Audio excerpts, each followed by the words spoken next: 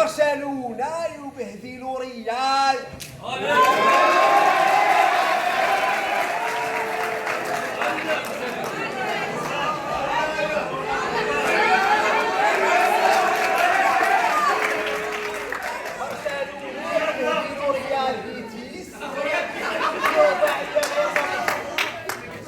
محمد المرابط، مدير مهرجان دار الفن الدولي للمسرح وفنون الفرجة، الذي اخترنا له هذه السنة شعار المسرح في خدمة قضايا الشباب.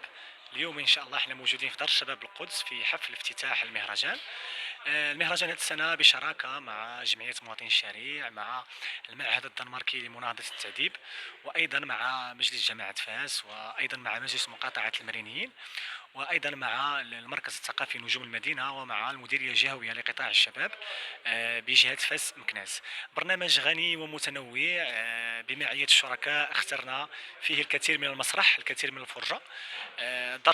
دار شبر القدس ستشهد يعني على مدار 3 ايام 3 عروض مسرحيه، بدايه من اليوم مع عرض مسرحيه امل لفرقه ارتيفيستا، وغدا ان شاء الله عرض مسرحيه عطي العزاره لفرقه المحترف الذهبي.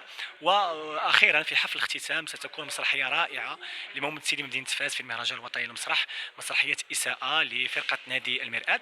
في الشق الفرجوي سيكون العديد من العروض الفرجويه، خاصه في السيرك، والذي اتانا عرض مسرحي من دوله فرنسا، وايضا عرض فرجوي اخر من نفس البلد سيكون يعني غدا ان شاء الله مساء بالمركز الثقافي المدينه. وفي الشق الموازي للمهرجان هناك ورشات تأطيرية خاصة بالشباب يؤطرها يعني فنانين خبراء من مختلف البلدان كبلجيكا كفرنسا كالمغرب. وايضا المهرجان لا يخلو من ندوة تأطيرية فكرية يؤطرها يعني مجموعة من الخبراء في المجال، دكاترة في المجال، الدكتور عبد الفتاح أباطاني، الدكتور فهد الكغاد، الدكتور دريس الذهبي، الأستاذ حسن صابر السينوغراف، وأيضا سيسيرها الطالب الباحث علي القصب. فمرحبا بكم في حفل افتتاح المهرجان، على أمل أن تبقى مدينة فاس يعني مدينة الثقافة والعلم. شكرا جزيلا.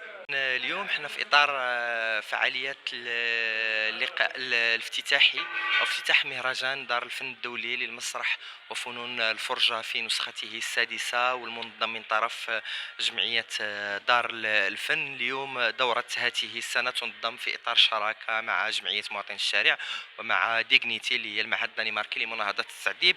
اخترنا لها بشكل تشاركي محور المسرح في خدمه قضايا الشباب، واللي الهدف الاساسي من الدوره ديال هذه السنه ان نتناول موضوعات العنف الحضاري الموجه المتعلق والمرتبط بالشباب، وكيف يمكن ان نجعل من الفن والمسرح اداه ليست فقط للتعبير ولكن اداه للتثقيف للتنميه المجتمعيه وللتوعيه بالخطوره ديال هذه الظاهره.